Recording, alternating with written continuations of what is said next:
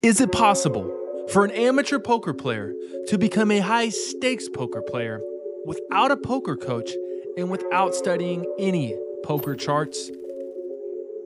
We're about to find out.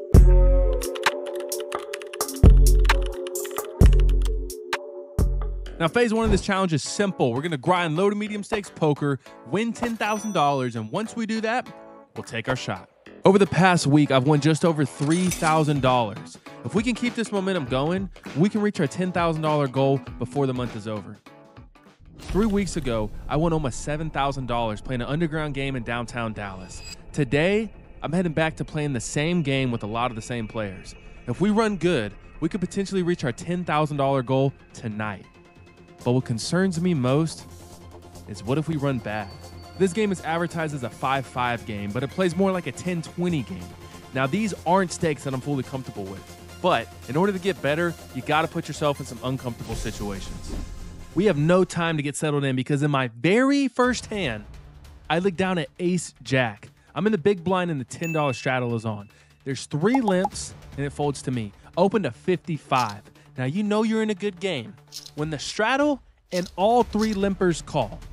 The flop is King 7, King 2 clubs. This is not the flop I was looking for at all, so I check, and to my surprise, action checks around. The turn gives us some additional equity. It's the 6 of clubs, so we pick up the nut flush draw.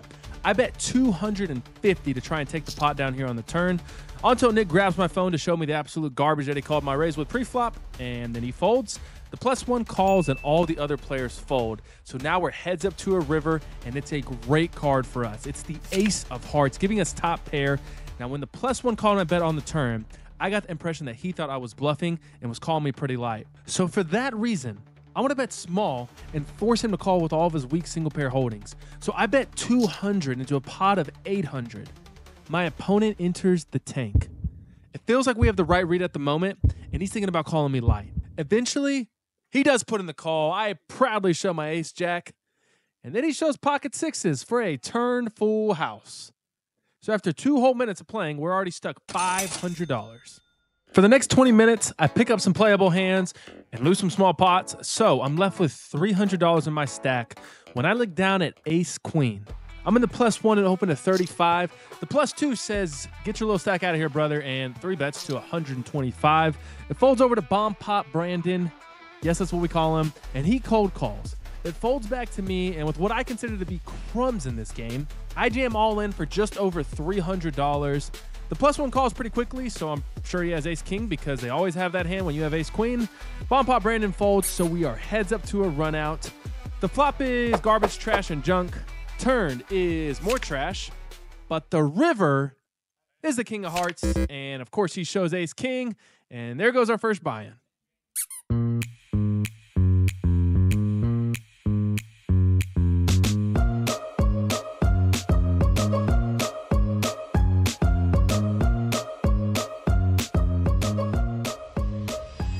After dusting off that first buy-in, I rebuy for $2,000 and immediately win $500 when I chop half of a double board bomb pot.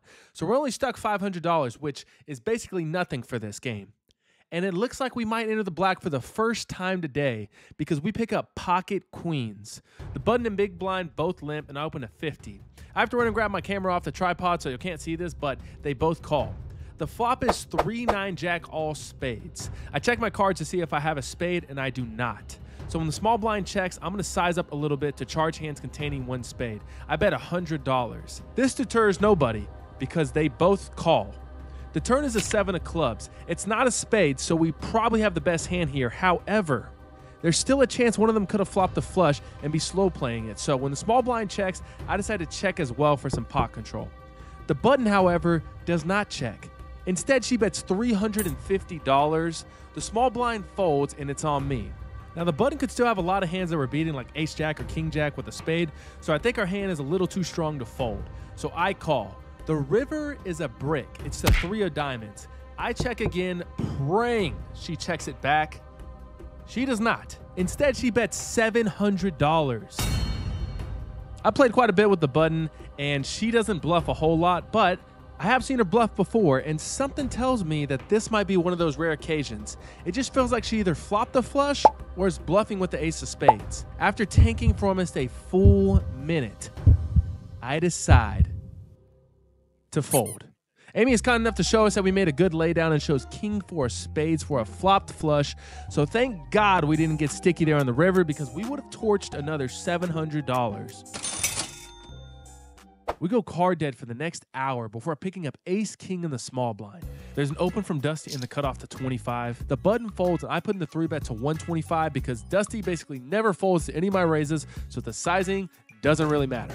The big blind folds, and as expected, Dusty calls. Heads up to a flop and it comes ace high.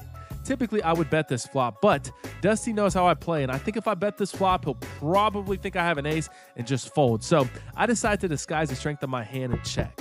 Dusty takes the bait and bets 100. I just call. The turn is the queen of hearts. I check again, and once again, Dusty bets, this time for 300. Now it feels like we might be beat by a hand like ace jack or ace queen, but Dusty is more than capable of bluffing in this spot, so I can't fold just yet. I put in the call.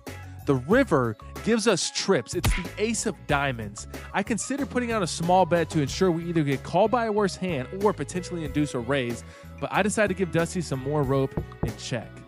Dusty bets 105 and I snap call, and he snap shows pocket sixes. So just like that, we snap lose another $600. You're so mad, dude. All right, tilt announced. Tilt announced. After that ace king hand, we only have around $1,200 in our stack. 4 hands later, we pick up 9-7 of hearts and the low jack. The double straddle's on for 20 and I open to 50. The hijack calls to my left. It folds all the way back over to Dusty in the double straddle, and he calls as well. The flop is 8-9 ace rainbow. We have middle pair with a backdoor straight and flush draw. Dusty donk bets for 75. I call, and so does the hijack. Still 3 ways to a turn, and it's a good one. It's the queen of hearts, giving us a flush draw to go along with our pair. This time, Dusty checks. I consider betting because I don't think either player is going to be too strong based on the action, but I decide to check and see what the hijack does. The hijack bets 250. Dusty calls. We're getting a pretty good price to hit our flush or even hit a 9 or 7, so I call as well. The river is what you would call a binky rover. It's the 3 of hearts, we make a flush, and to my surprise, Dusty leads out on this river for 500. Does this guy have a higher flush than me? I don't know, and I don't really care because I didn't call the turn to fold on the river when I make my flush. If he has a bigger flush, then so be it. I'm all in. The hijack announces fold but wants to hold on to his cards, and somehow Dusty is in the tank. It's another 260 to call. You're getting 10 to 1 on the call, brother. Just put it in.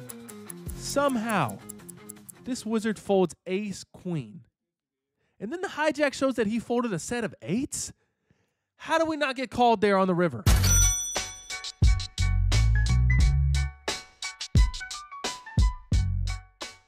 Now, if you thought we were done with the crazy swings, you're wrong. We literally dust off our entire stack for the next 2 hours. I can't lie, I was playing bad. I was down to crumbs and decided to add on for another 1,000 because I was planning to leave in the next 30 minutes. We would need a true miracle to even break even this session. And just before I was about to jump off the balcony of the 24th floor, I looked down at pocket aces. That's not even the best part. The best part is that the $40 straddle is on. This is probably our last chance to get even this session. I opened to 125. Nick calls in the cutoff, and so do the $20 and $40 straddle. 4 ways to a flop. Dealer, keep it clean. The flop is not clean. It's king, king, jack. Action checks to me, and I decide to check and see what Nick wants to do. Thankfully, he checks. The turn is the deuce of clubs. It checks to me again. I think we have the best hand, so I bet small for 150 to target all Jack X holdings or small to medium pocket pairs. Nick calls, and the other players both fold. Heads up to a river, and it's a brick. Nick knows me too well. If I bet this river, there's no way he's calling me with worse. But if I check this river, Nick might just go bonkers and do something wild. So I check, praying he'll blast. Nope, he doesn't. He checks it back, I show the aces, and of course we're good.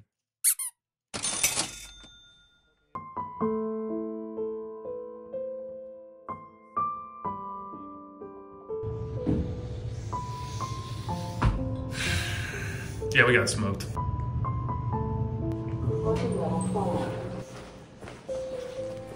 Yeah, we got torched, boys. I'm pretty tired right now, so if I'm off on these numbers, forgive me. But in the game for 4,000, out of the game for 1,875, it's a loss of $2,125.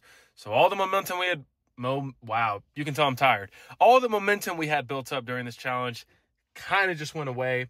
We're still up like $800-900, so we're not in the negative yet, which is good. We'll bounce back, okay? Don't quit on me. All right, stay locked in, boys. Yeah, we got smoked today. It's all good, though. Until next time, shut your mouth, lock in. I'll catch y'all next time. Peace.